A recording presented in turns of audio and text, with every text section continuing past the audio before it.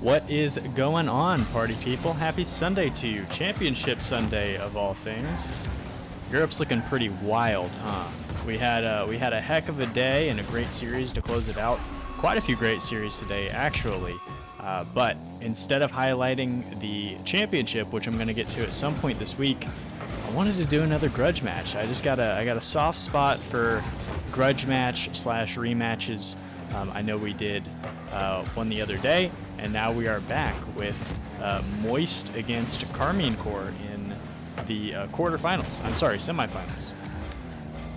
So, maybe a little bit of context is important. I would assume most of you guys know this stuff, but just as a little refresher for anyone who doesn't, or someone who might watch this in the future, Vatira was on Moist Esports last season, and they had a pretty phenomenal season at that, but decided to move on from, one of the world's most promising rosters and join the French super organization that is Karmine Corp, aka the Blue Wall.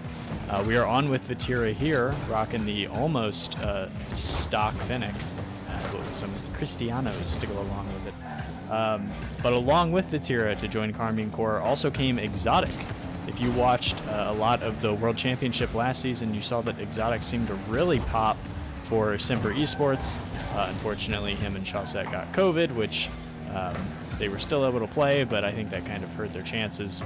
They ended up going out to NRG, but that aside, they're both joining up with Itachi, who was the surprising piece that Karmine Corp decided to build around. I think most people would have assumed AztraL, who we'll get to in a moment. But as we all know, what a snipe there from Nolly. I'm going to go back for just a second and see how this one came to be. But Nolly went to North America to join Jack. He almost got that. That would have been nuts. Exotic slow on the wall here. AztraL's going to take it. He's clearly out of boost. Joyo's just going to dump that. Big block by Itachi, and AztraL just can't recover after being out of boost.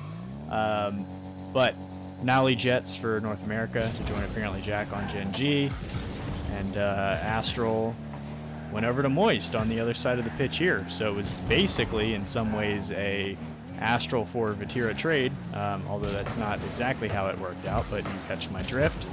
And we're seeing it here. So I think Karmine Corp had a pretty standout Worlds. They finished 5th to 8th. They lost in 7 to BDS, who not only did we just cover, but as you guys know, ended up winning the world title pretty convincingly. So they went to 7 against them, and everybody kind of thought, well, dang, that's probably going to be, if not the front runner, one of the teams on the short list who could win the whole thing next season. And Vatira shocked the world. One of the only rosters that I thought was a obvious no change-up, but it was Vatira's decision himself. Rise just came out recently and said that, this was what Vatira wanted, it's not what the team wanted, and a lot of people made pretty convincing arguments for Vatira being the best player on Moist Esports last season. I'm a big fan of Joyo as well, and I think Rise can do some pretty exceptional stuff offensively. But shoot, I think Vatira might have been their best player, and he certainly is making an even stronger case for himself to start off this season, really carrying a lot of offensive load for a pretty good Karmine Corp team. So, a couple of play notes that I wanted to go over here. And actually, before we go to play notes, let's actually do a little bit of context, which is important. This is game 2, so a lot of the analysts beforehand were talking about, there's no way this doesn't go 7, right? Two really closely matched teams, two kind of European powerhouses, the Grudge factor, everybody, going back up against each other. Even Archie, who they interviewed, who do you want to face in the grand finals? That was almost super close. Who do you want to face in the finals? And he said, it's really going to come down to whoever looks better on the day, but this one's obviously going 7. And I think most of us would have thought the same thing. That was not the case. This is game 2, as Vatira's going to get another one. Let's go back and look at that. That was not the case at all. Karmine Corp just totally ran away with this one, and we'll get to some play notes in a second. But they won this 4-1. This is game 2, and Exotic is just going to toss the alley-oop to Vatira for the little layup there. And we got a minute left in this game, and it's just been completely been completely in the favor of Karmine Corp so far. So this is game 2. After this, we're going to see Moist decide to take their timeout. They got pretty pulverized in game 1 as well, so it's been a pretty flat start for Moist. Some things that lead to that, I think Moist, just like all of these teams, they're still figuring a lot of stuff out. They all, have the excuse, look at him, almost. Imagine though. A lot of teams are still trying to figure stuff out, right? This is the first event. Jeez, Vatira, that was so gross. A lot of teams are still figuring stuff out, especially for a roster like this. This is something that I've been talking about a lot recently. If you're 3 players that are new together, that's a lot harder to figure out what your playstyle is going to look like, what each player is responsible for, communications, all of that. It's a lot easier with, returning your roster in full or even just making one replacement, right? We saw in North America FaZe win. God, I mean, just getting absolutely smashed as Moist. But FaZe, right? They just bring in Mist. That's a lot easier to do. Just bring in one player to your system and figure that out. Karmine Corp is totally new. That was just looked like a poor defensive rotation.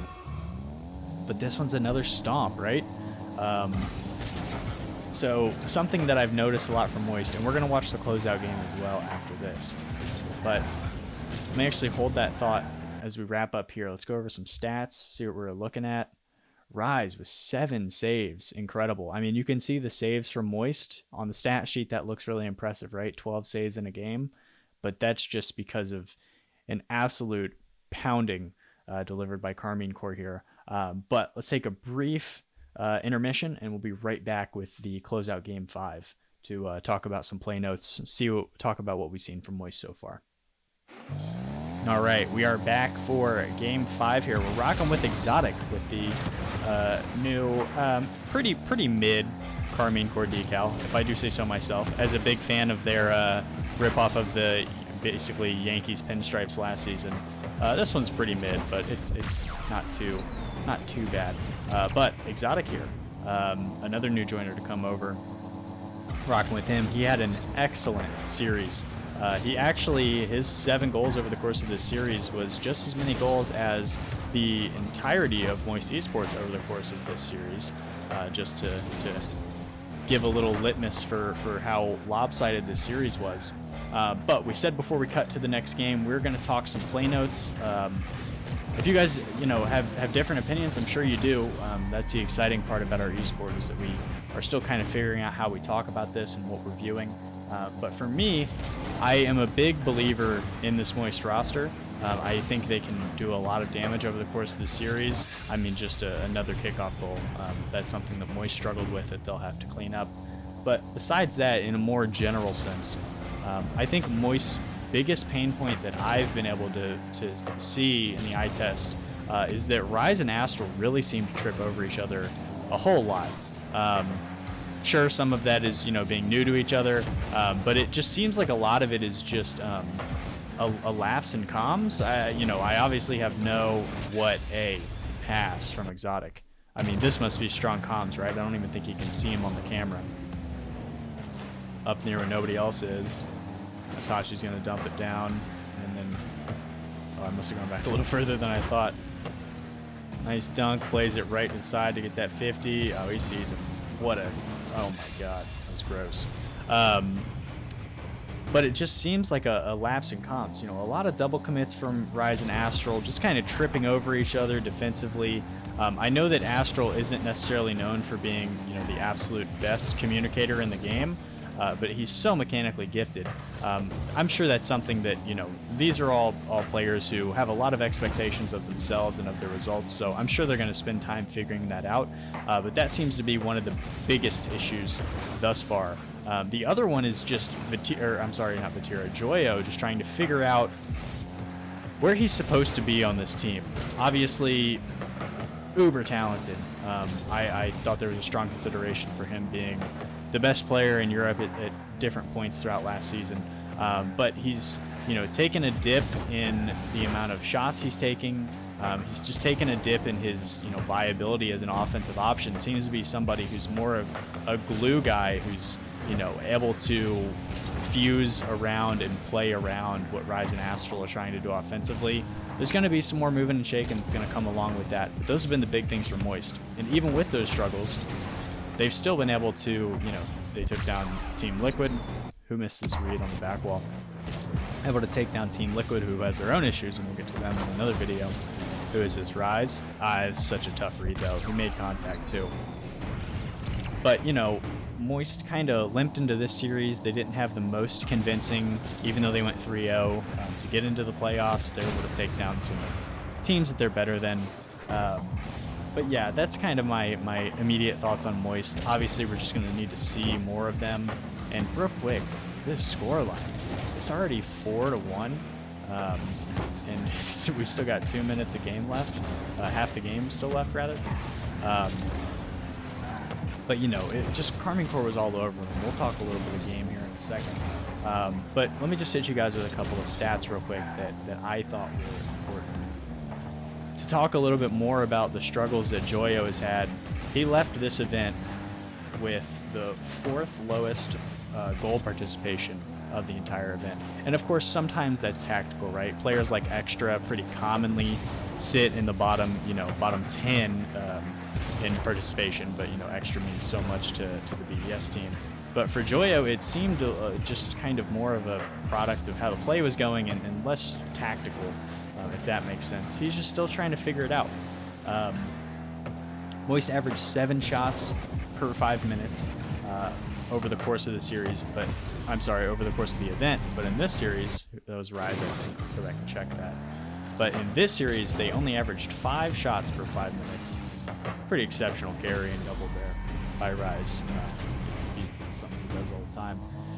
The biggest thing that I took away from this series that made this specific series make a little more sense from a statistical standpoint, AztraL.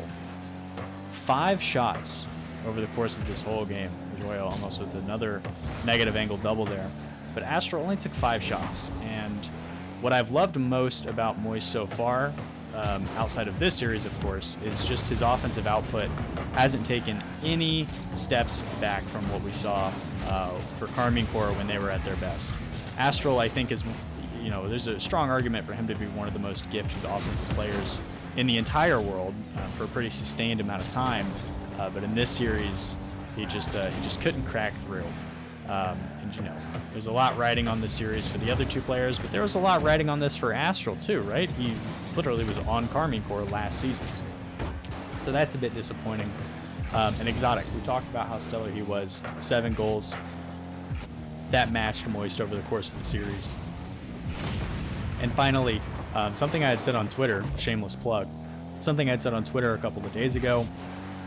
I think Karmine Corp has the ability to be the best passing team in the world when all is said and done this season. And they kind of showed some of that prowess in this matchup here.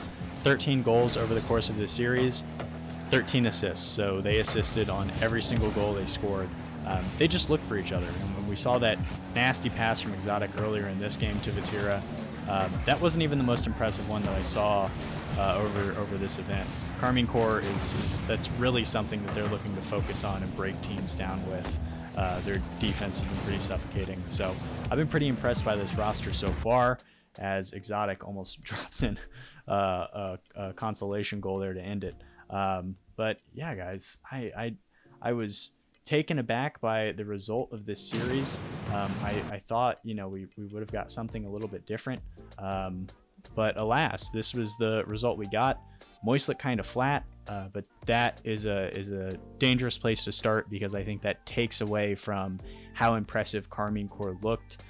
They took some of that into the grand finals, as I'm sure you guys have seen by now. Oxygen beat them in that matchup, but really impressed by Karmine Corp. I think one of the hardest things to figure out early season is what you're supposed to look like, what your team is supposed to do, what your objectives are. And I feel like that's something that this roster was already able to figure out. They kind of know what their game plan is. They know what some of the attacks are supposed to be. And there's other teams that are coming together that are still struggling, right? We see teams like Optic are still trying to figure out what they're supposed to look like. Even a team like Moist, they've had some struggles of their own. So for Karmine Corp to already look like they've been playing together for quite a while is really exciting and impressive to see. I think I had this roster rated a little lower than I should have to start the season. I definitely won't doubt them moving forward. But yeah, guys, that's going to be it for me here. Really hope you guys enjoyed the event and enjoyed this review. Wishing you guys a great rest of your weekend, or if you're catching this during the week, keep chugging along. Yeah, I'll catch you guys in the next one. I appreciate your time, and until next time, guys, take it easy.